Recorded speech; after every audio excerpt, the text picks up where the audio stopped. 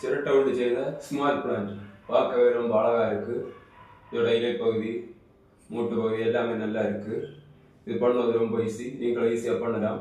எப்படி பண்ணதுள்ளத வீடியோவில் பார்ப்போம். பீஸை முதல்ல வெளிப்பகுதியும் தேய்ச்சி மேல் பகுதியும் தேய்ச்சி எடுத்துடணும்.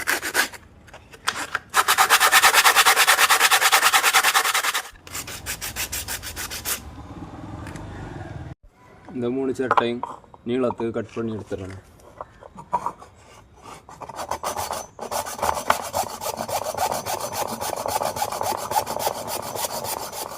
எல்லாம் கட் பண்ணி எடுத்தாச்சு.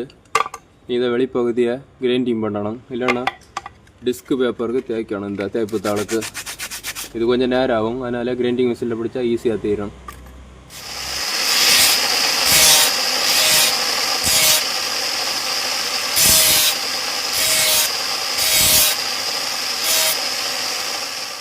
கட் பண்ணி எடுத்தாச்சு.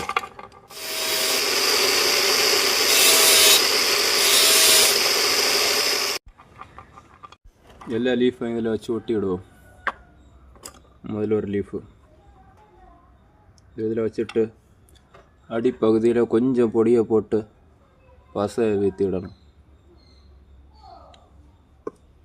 பசையில் தான் இன்னும் ஒட்டி அது அழகாக ஒட்டிச்சு. இதை மாதிரி எல்லா பீஸையும் ஒட்டி விடுவோம்.